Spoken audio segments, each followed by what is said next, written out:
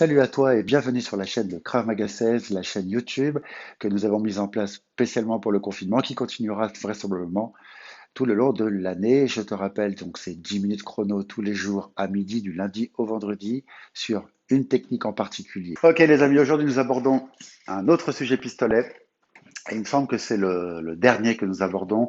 C'est le pistolet donc derrière l'oreille. Donc une personne vient ici et vous êtes derrière l'oreille. Donc, je vous refais la même chose que le pistolet devant l'oreille. Ici, si vous passez donc vers l'arrière, vous avez un long chemin à parcourir. Il y a de grands risques pour que la personne vous mette quelques plombs dans la tête. Je suis donc j'ai le pistolet derrière l'oreille. L'objectif c'est un petit peu pardon. Donc l'objectif c'est un petit peu comme celui-ci, c'est-à-dire de faire une virgule pour pouvoir s'extraire de la bouche de feu. Donc là, je suis ici, c'est de faire une petite virgule. Alors, plusieurs méthodes s'imposent, pas forcément toutes bonnes, hein, mais après, c'est des moyens mémotechniques. Il y en a certains qui indiquent qu'il faut voir la marque du pistolet, mais bon, pour être très honnête, en période de stress, on n'aura pas le temps. Mais bon, c'est un outil pédagogique qui n'est pas inintéressant. Moi, j'ai plutôt l'habitude de vous dire que le regard va plutôt se porter vers là où on doit aller. Parce que si je regarde la marque du pistolet, en fait, mon corps, il va peut-être rester à un certain moment, il va faire un stand-by sur la marque du pistolet. Et ensuite, on va se conditionner à regarder la marque. Alors, c'est de l'humour, hein, mais c'est de l'humour un peu transformé en outil pédagogique. Si vous conditionnez votre esprit sans arrêt à faire un truc et que vous ne le retrouvez pas dans une condition réelle, il y a de grands risques, il y a quand même fort à penser aussi, que vous freezez, qu'à un moment donné, votre cerveau il dit, attends, c'est pas les mêmes conditions que j'ai eues à l'entraînement, donc là j'ai un problème. Voilà, bon, c'était de l'humour transformé en pédagogie, mais ça peut être intéressant de creuser le truc. Et à la fin du cours, si j'ai un petit peu de temps, je vous raconterai une anecdote qui s'est passée aux États-Unis il y a quelques années, qui était visible sur YouTube. Je crois qu'elle y est plus, mais bon, on verra après. La personne, c'est derrière l'oreille. Donc là, l'objectif, c'est, et vous l'avez vu à la démo, c'est d'être très rapide sur la virgule, ici, ici. Et ensuite, de mobiliser, de recruter l'intégralité de ses jambes. Donc c'est pour ça que c'est important aussi de faire des squats, par exemple, ou autre chose, ou des burpees pour vous permettre de durcir un petit peu vos muscles et de les entraîner à travailler. Donc ici, tac, et immédiatement, je viens chercher une butée plus ou moins vers la fin de l'avant-bras. Parce que toujours pareil, hein, ici, quand je vais glisser, j'aurai beaucoup plus d'inertie par rapport à la personne que si je suis au niveau du poignet. Et je vous rappelle, même si on l'a vu déjà de nombreuses fois, que si je suis pile poil au niveau du poignet, c'est très facile pour votre partenaire d'entraînement ou votre agresseur de s'en aller. Rappelez-vous les cours de ceinture orange pour les plus anciens, où en fait le point de sortie c'est entre le pouce et l'index. Là c'est pareil. En fait je suis ici, pouce et index, la personne va par là, boum, j'ai déjà pris un coup avec l'arme ou pire, la personne m'a tiré dessus. Donc, l'idée, c'est d'avoir un coup d'avance et surtout d'avoir des plans A et des plans B. Donc, s'il y en a un qui ne marche pas, il y aura toujours quelque chose qui marchera. Donc là, je m'adresse plus particulièrement aux 2D. Commencer à mettre en place des plans A, des plans B et pas à sortir de la technique, mais à commencer à imaginer qu'il y a plusieurs fins possibles.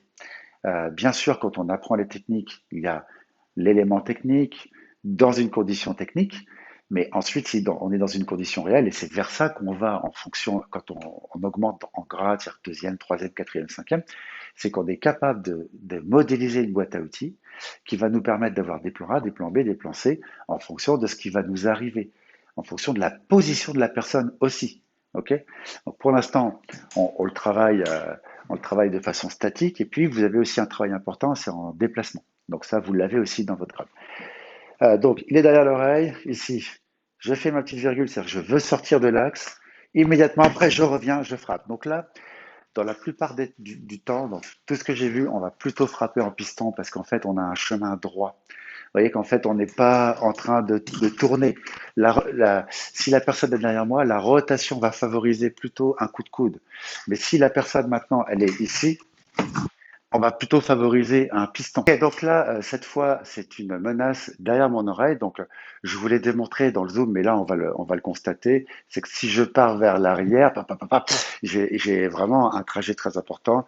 Et si la personne a vraiment l'ambition de me tirer une balle à ce moment-là, bah là, il y en aura trois ou quatre qui seront logés dans mon crâne. Donc, l'idée, au contraire, c'est vraiment de passer ici. Alors, on va vous le faire comme ça. Voilà, pour que vous puissiez voir la trajectoire de la tête. Donc c'est pareil, c'est une virgule. Une virgule, je sors de l'axe. Vous voyez, là je suis sorti de l'axe. Tu peux le montrer, voilà. Donc je sors de l'axe, mais immédiatement, je vais vers mon partenaire d'entraînement. Donc ici, hop, tac. Donc ici, je sors de l'axe. Immédiatement, je vais chercher une coulisse.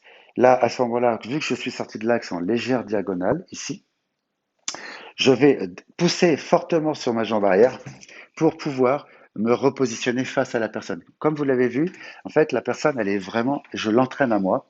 Et donc, le coup de poing ou le coup de coude, ça va le décupler. Les suites, c'est la même chose que ce qu'on a vu à partir du moment où c'est derrière le bras, dans le dos, omoplate ou tête. Les suites seront significativement les mêmes. Donc ici, 1, 2, 3, 4. Bam, je baisse le bras, je viens chercher l'arme, quart de tour et je frappe. Donc il y a pas réellement de changement au niveau des suites. Donc c'est ça qui est bien dans le Krav Maga aussi, c'est que dès lors que c'est derrière le bras, derrière l'oreille, dans le dos, au niveau des omoplates ou la tête, la sortie technique sera toujours la même. Ok, faisons-le ensemble. Donc la personne est sur votre côté gauche. Donc ici, l'objectif, c'est de passer la barrière et surtout de s'extraire de la situation en faisant une virgule et en avançant vers la personne, c'est-à-dire en se projetant de façon à dépasser son bras. S'il est ici, en fait, ce que je veux, c'est que ma tête soit plus ou moins par là. D'accord? Que lui, il soit obligé de faire un effort conséquent. Mais ça, on l'a vu dans l'explication avec Marion, ma partenaire d'entraînement de tout à l'heure. Donc ici, là, tac, je commence à faire la virgule, hop, je commence à dépasser, et là, hop, j'ai frappé. Donc ça fait un seul temps en fait, ici, un temps. Donc j'ai qu'un seul temps. Si je vais de l'autre côté, donc je parle du premier temps qui est le plus important, hein, c'est celui qu'il ne faut pas louper. Boum, j'ai frappé. Derrière, je frappe. Derrière, je baisse. Derrière, je viens chercher et je frappe de nouveau. Donc, il n'y a pas tellement de nouveautés. Tout ça, vous l'avez déjà vu à maintes reprises pour ceux qui suivent les vidéos de Krav Maga 16 sur tout ce qui est défense pistolet à l'arrière ou derrière le bras. Donc, il n'y a pas de changement pour vous. Merci d'avoir suivi ce cours. J'espère que ça t'a plu. N'hésite pas à t'abonner, à partager ainsi qu'à liker. Donc, je te rappelle, je l'ai dit en introduction, mais je le dis aussi en conclusion, que nous avons des cours tous les jours sur un format de 10 minutes. Donc, 10 minutes, ça passe très très vite sur des techniques en particulier. Soit tu améliores, soit tu apprends les techniques de Krav Maga. Évidemment, ça ne remplace pas un cours collectif, mais les cours collectifs reprendront très certainement au mois de septembre, où nous t'attendons nombreux dans les cours, où que ce soit. À très bientôt et en attendant, continue de t'entraîner.